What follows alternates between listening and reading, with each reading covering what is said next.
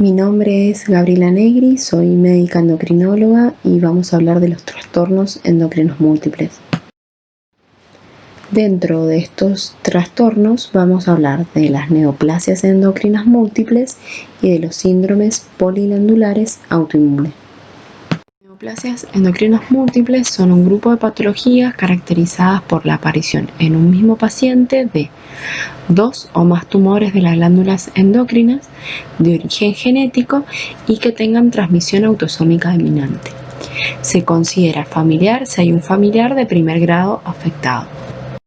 Los MEN pueden clasificarse en MEN 1, aquellos que presentan hiperplasia paratiroidea, tumores enteropancreáticos y adenoma hipofisario. Y MEN 2, aquellos que presentan carcinoma medular de tiroides y feocromocitoma. En el MEN 2A se va a asociar a hiperplasia paratiroidea y en el MEN 2B a hábito marfanoide y neurinomas mucosos. MEN está presente entre un 2 a un 18% de los pacientes con hiperparatiroidismo primario, entre un 3 a un 38% de los pacientes con gastrinomas y aproximadamente en el 5% de los tumores de adenopófisis. Como bien dijimos, el MEN 1 o síndrome de Werner es aquel que presenta hiperparatiroidismo primario en 90%, tumores pancreáticos entre un 30 a un 70% de los pacientes, con mayor frecuencia gastrinomas, insulinomas, tumores no funcionantes como el polipeptido pancreático, glucagonomas o lipomas con menor frecuencia, y tumores de adenopófisis en el 40% de los pacientes, principalmente prolactinoma, acromegalia o tumores no funcionantes. Prevalencia entre 3 a 20 casos por 100.000 personas y también se asocian a otros tumores neuroendocrinos de pulmón, tubo digestivo, timo, tumores de la corteza suprarrenal, lipomas múltiples o angiofibromas. Se hereda de modo autosómico dominante con expresividad clínica variable y penetrancia superior al 95% durante la quinta década de vida. Se debe a la mutación somática del gen supresor de tumor MEN1, ubicado en el cromosoma 11. Codifica la proteína menina que está implicada en la estabilidad genómica, en la reparación del ADN, en la división celular y proliferación.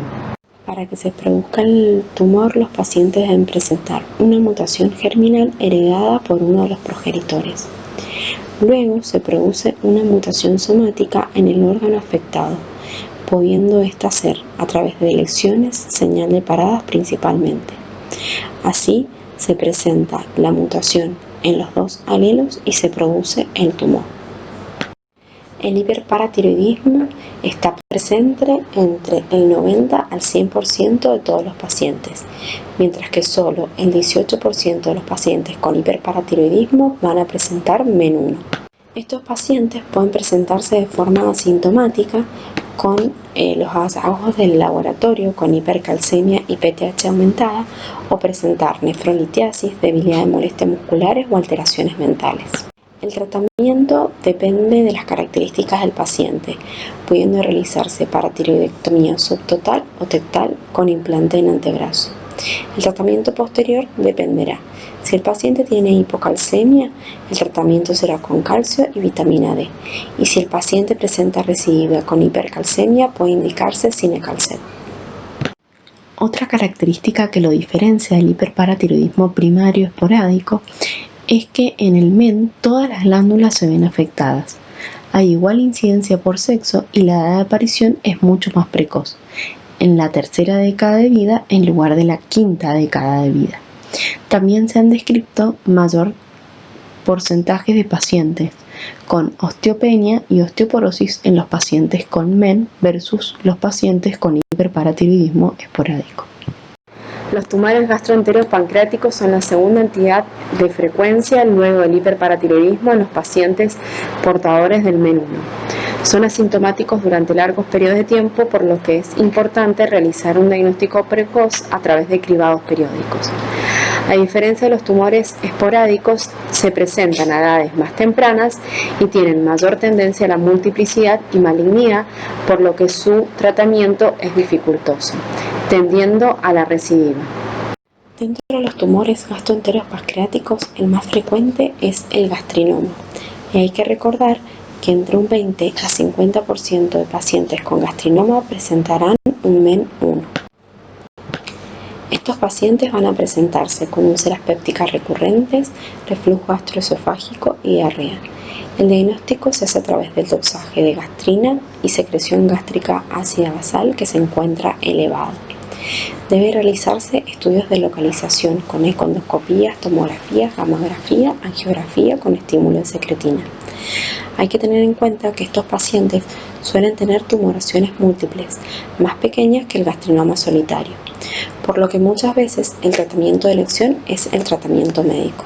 En aquellos pacientes que tengan un tamaño mayor a 2,5 centímetros, hay sospecha de posible malignidad, por lo que se recomienda el tratamiento quirúrgico.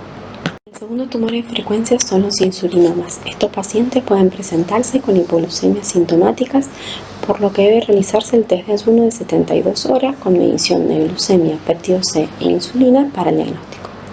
Hay que hacer un estudio de localización, al igual que los pacientes con gastrinoma, y el tratamiento en estos casos es quirúrgico, con la pancreatectomía. Muchos pacientes con recidiva pueden verse beneficiados con el uso de diazoxio. Recordar que existen otros tumores gastroenteros pancreáticos que podemos encontrar también en estos pacientes. Los tumores no funcionantes, incluidos en ellos los tumores secretores del polipéptido pancreático, también tienen una alta frecuencia en los pacientes con MEN. En cambio, el lipoma y el leucoadenoma pertenecen a aquellas entidades que presentan una frecuencia menor al 1%. El tercer tumor en frecuencia son los tumores hipofisarios. Estos aparecen en edades más tempranas que los tumores esporádicos. Tienen tendencia a ser macroadenomas y también pueden presentar pluriormonalidad. Recordar que los más frecuentes son el prolactinoma seguido de la acromegalia y de los tumores no funcionantes. Tienden a tener una mayor agresividad y menor respuesta al tratamiento con tendencia a recidivir. No hay diferencia en cuanto al manejo del tumor esporádico. En los pacientes con MEN hay que hacer el cribado entre los 5 y los 80 años, realizándose de forma anual entre los 15 y los 50 años. En los pacientes debe realizarse el dosaje de laboratorio anual para determinar la hiperfunción de las glándulas endocrinas, y las imágenes se realizarán cada 3 o 5 años, principalmente para detectar tumores hipofisarios a través de la resonancia magnética y tumores gastroenteropancreáticos a través de la tomografía tóraco-abdominal. De esta manera también se detectarán algún otro tumor presente. A los familiares de primer grado se deberá realizar el análisis genético para determinar quiénes son portadores de este gen. Bueno, ahora vamos a hablar del MEN2. En él vamos a reconocer, como dijimos, dos entidades, el MEN2A y el MEN2B.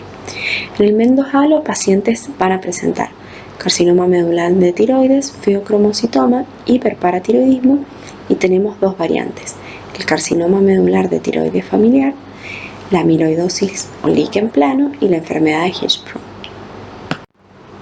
La amiloidosis cutánea liquenoide ocurre en raras familias. Habitualmente está localizado en la parte superior del dorso y puede ser el primer signo del MEN2A. La enfermedad de Hirschsprung se caracteriza por un megacolon debido a aganglionosis del intestino. Ocurre entre el 1 al 16% de todos los casos de MEN2. Y en el MEN2B los pacientes van a presentar carcinoma medular de tiroides, feocromocitoma, y van a tener hábitos marfanoides, gangliomatosis intestinal y neuromas mucosos. El hábito marfanoide va a estar presente en el 70% de los pacientes con estatura alta y delgada, cifoescoliosis o lordosis, pie cabo, pectum excavatum, hipotonía y debilidad de los músculos proximales. Los ganglioneuromas se presentan desde la niñez o la infancia. Están presentes en lengua, labio, faringe, párpados y en intestino, pudiendo presentarse con distensión abdominal, constipación crónica o diarrea y megacolon. En el MEN2 hay una mutación autosómica dominante del protoncogen RED. Este codifica la proteína tirosinquinasa que está expresada en las células derivadas de la cresta neural y las células precursores del sistema urogenital. Una vez que se une al ligando, el receptor hemodimeriza y fosforila las tirosinquinasas intracelulares que activan varias vías de señales inferiores, lo que lleva al crecimiento celular, sobrevida y diferenciación de las células progenitoras. La mutación del MEN se encuentra predominantemente en dos áreas: el dominio extracitoplasmático rico en cisteína o en el dominio tirosinquinasa intracelular. En las mutaciones del dominio rico en cisteína vamos a ver implicados los exones 8, 10 y 11, mientras que en los dominios de tirosinquinasa los exones 13, 14, 15 y 16. Los codones mutados van a ver que se relacionan con el tipo de MEN que tiene el paciente. Por ejemplo, el 611, 618 y 620, 630 y 634 se relacionan con el MEN 2A. En cambio, los codones 883 y 918 se relacionan con el MEN 2B. Esta relación clínica fenotípica también nos permite establecer categorías de riesgo para el desarrollo de carcinoma medular de tiroides, viendo que los codones 883 y 918 son los que presentan mayor riesgo, por lo que en estos casos el tratamiento va a ser mucho más agresivo y a una edad más temprana. El carcinoma medular de tiroides representa menos del 5% de todos los tumores tiroideos. De estos, el 20 al 30% son hereditarios, ya sea formando parte del MEN2 o del carcinoma medular de tiroides familiar. Pero el 100% de los pacientes con MEN presentan carcinoma medular de tiroides. Clínicamente se presentan como nódulos tiroideos asociados a adenopatías, ya que el 70% puede presentar metástasis locales al momento del diagnóstico. Son la primera manifestación del MEN y ocurren entre la primera y tercera década de vida. Generalmente son bilaterales y multicéntricos, y en el laboratorio vamos a ver un aumento de la calcitonina, que será la hormona que luego usaremos al momento del seguimiento. Los feocromocitomas no difieren en su clínica del esporádico, pudiendo presentar hipertensión arterial, taquicardia, palpitaciones y cefalea. Generalmente se presentan asociados, cuando son múltiples y bilaterales, a un síndrome hereditario, pudiendo ser el MEN2 en el 12% de los casos, pero también se presentan en otras entidades como el síndrome de von Hippel-Lindau, la neurofibromatosis tipo 1 y los síndromes feocromocitomas para gangliomas familiares. En el laboratorio vamos a encontrar aumento de adrenalina y noradrenalina. En el manejo de los pacientes con MEN es importante realizar el estudio genético a los familiares.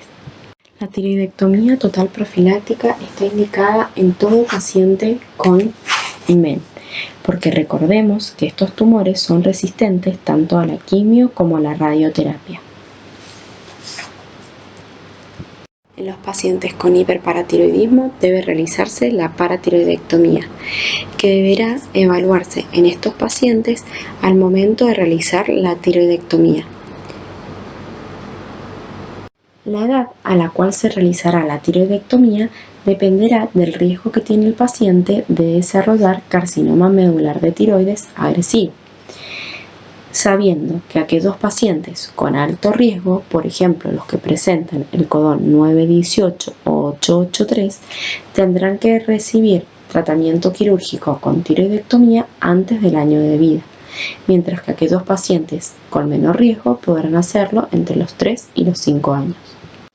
La adrenalectomía uni o bilateral está indicada en los pacientes con feocromocitoma. Bueno, ahora vamos a hablar de los síndromes poliglandulares autoinmunes. Los síndromes poliglandulares autoinmunes se deben a una infiltración linfocitaria de la glándula que lleva a la destrucción progresiva y lenta que causa la insuficiencia hormonal. Esto implica pero en los SPA no siempre existe manifestación clínica de cada una de las enfermedades del síndrome. Todo depende del grado y la velocidad de destrucción de la glándula. Existe, por lo tanto, un periodo preclínico en el que se detectan los anticuerpos circulantes frente a la célula diana sin que exista destrucción glandular y un periodo posterior en el que se produce la insuficiencia glandular. El SPA tipo 1 se transmite con herencia autosómica recesiva y parece deberse a la mutación del gen defectuoso localizado en el brazo largo del cromosoma 21, denominado gen regulador autoinmune, que es el gen AIRE. Este se expresa en timo, ganglios linfáticos, páncreas, corteza suprarrenal e hígado fetal. Está implicado en la selección negativa de timocitos potencialmente autorreactivos mediante la regulación de expresión de autoantígenos en las células del timo relacionadas con la presentación antigénica. Las mutaciones del gen AIRE causan enfermedades autoinmunes y los pacientes afectados tienen alto riesgo de desarrollar adicionalmente nuevas enfermedades autoinmunes a lo largo del tiempo. En cambio, el SPA tipo 2 tiene varias modalidades de herencia, pudiendo ser autosómica recesiva, dominante y poligénica. Los HLA localizados en el brazo corto del cromosoma 6 se relacionan con el SPA 2. Son el HLA-1, B8, DR3 y DQ.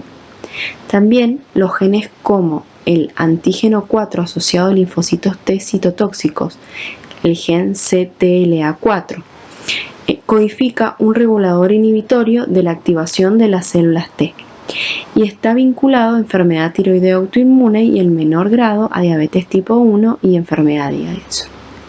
El gen PTNP22 codifica la tirosinfosfatasa linfática, que es clave en la activación precoz de la célula T, que se asocia de forma consistente al SPA2. Dentro de los síndromes poliglandulares autoinmunes tienen presentación variable y los principales son el SPA tipo 1, 2. También pueden incluirse el síndrome de Poems, el síndrome de resistencia insulínica tipo B, asociado a acantosis nígricas y algunos tumores tímicos, el síndrome de regulación inmunológica, poliendocrinopatías y enteropatías ligadas al cromosoma X y el síndrome de Wolfram. Dentro del SPA tipo 1, los pacientes van a presentar candidiasis crónicas, insuficiencia suprarrenal e hipoparatiroidismo. El SPA tipo 2 tiene que tener como requisito indispensable la presencia de insuficiencia suprarrenal, enfermedad tiroidea autoinmune y diabetes mellitus tipo 1. Es condición obligatoria que esté presente la insuficiencia suprarrenal. El SPA 3 se caracteriza por enfermedad tiroidea autoinmune y otras enfermedades autoinmunes, exceptuando la insuficiencia suprarrenal autoinmune, el hipoparatiroidismo o la candidiasis crónica. Debe existir al menos una de las siguientes enfermedades autoinmunes: vitiligo, alopecia, anemia perniciosa o diabetes tipo 1. Es indistinguible del SPA tipo 2 salvo por la insuficiencia suprarrenal. Acá vamos a ver un cuadro comparativo con las características de los dos cuadros principales, que son el tipo 1 y el tipo 2. Vamos a recordar que el SPA tipo 1 se presenta en la infancia y en la adolescencia. Entre un 83 a un 100% de los pacientes van a presentar candidiasis mucocutánea. La candidiasis mucocutánea habitualmente es la primera manifestación y puede aparecer en los 2 primeros años de vida. Puede ser intermitente y evolucionar con exacerbaciones y remisiones. Afecta principalmente mucosa oral, la piel y las uñas. Hay un alto riesgo de carcinoma de mucosa oral. También puede presentarse, si afecta la mucosa intestinal, con dolor abdominal y diarrea, y afectar también la mucosa vaginal. El hipoparatiroidismo está presente en el 76 al 93% de los pacientes y suele ser la primera manifestación endocrina del SPA 1. Tiene su incidencia máxima entre los 2 y los 11 años de edad. Puede ser asintomática y detectarse por la hipocalcemia o en ocasiones producir crisis de tetania y convulsiones. El diagnóstico del hipoparatiroidismo se basa en los niveles bajos de calcio asociados a hiperfosfatemia y bajo nivel de paratormona.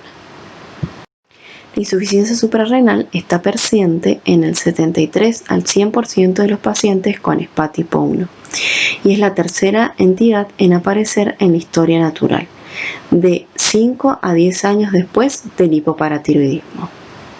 Los pacientes van a presentarse con astenia, hipotensión ortostática, hiperpigmentación y tendencia a la hipoglucemia. Aquellos pacientes que requerían insulina por presentar además diabetes tipo 1 van a disminuir los requerimientos de la misma. El SPA tipo 2 se presenta entre los 30 y los 40 años con una incidencia máxima entre los 20 y los 60. Como dijimos, el 100% de los pacientes deben presentar insuficiencia suprarrenal, siendo esta la primera manifestación en el 50% de los pacientes. Sin embargo, en muchos casos hay formas latentes o subclínicas que deben sospecharse en pacientes con otras enfermedades endocrinas y metabólicas. La tiroiditis autoinmune está presente en el 70% de los pacientes, siendo esta una manifestación común en lugar del hipertiroidismo que también puede estar presente por enfermedad de Graves-Basedow. La diabetes tipo 1 está presente en el 20 al 50% de los pacientes. Como vemos, ambas entidades pueden asociarse a otras enfermedades autoinmunes como el hipogonadismo hipergonadotrófico, el vitiligo, la alopecia, la enfermedad celíaca, anemia perniciosa, hepatitis crónicas e hipofisitis. El diagnóstico se hace cuando en la misma persona hay una presencia simultánea de al menos dos de las entidades clínicas mayores. Por eso, ante la presencia en un paciente del diagnóstico de una endocrinopatía autoinmune, debería hacerse el screening con anticuerpos específicos y el estudio hormonal del órgano afectado cuando se sospecha un síndrome poliglandular autoinmune. En este cuadro vamos a ver la enfermedad autoinmune y el órgano afectado y los anticuerpos que podrían solicitarse para hacer el diagnóstico del laboratorio de autoinmunidad. A continuación vamos a ver el laboratorio que hay que solicitarle a los pacientes ante la sospecha de la afección de un órgano en particular. Así vamos a tener que descartar hipoparatiroidismo, insuficiencia suprarrenal, hipotiroidismo o hipertiroidismo, diabetes mellitus tipo 1 e hipogonadismo. Esto se deberá realizar cada 3 años o ante la presencia de sintomatología en los pacientes en quienes se sospecha el síndrome poliglandular autoinmune. El tratamiento va a depender del órgano afectado. Vamos a tener, por ejemplo, en el caso de la insuficiencia suprarrenal, el reemplazo con hidrocortisona y fludrocortisona. Cabe resaltar que es importante diagnosticar esta enfermedad y tratarla antes de realizar cualquier reemplazo hormonal para evitar desencadenar una crisis adrenal. El resto de los reemplazos hormonales son acorde a lo que sucedería si se presentara la endocrinopatía en forma aislada. Recordar que para el tratamiento de la candidiasis mucocutánea se puede usar ketoconazol. Entonces, para repasar, recordar en el MEN cuál es su definición, cómo los clasificábamos, qué entidades estaban presentes y con cuál frecuencia, que estos tumores tienden a ser más agresivos, presentarse en edades más tempranas, tener multiplicidad y bilateralidad. Por eso, el tratamiento debe ser agresivo. En el SPA no olvidar repasar cómo se definen, cuándo sospecharlos, cuál es su clasificación, qué entidades están presentes y con qué frecuencia, a qué edad se presentan para tener una sospecha clínica y poder realizar un screening adecuado con la solicitud de laboratorio de autoinmunidad y hormonal y cuál es el tratamiento hormonal de reemplazo que se hace en estos casos. Muchas gracias.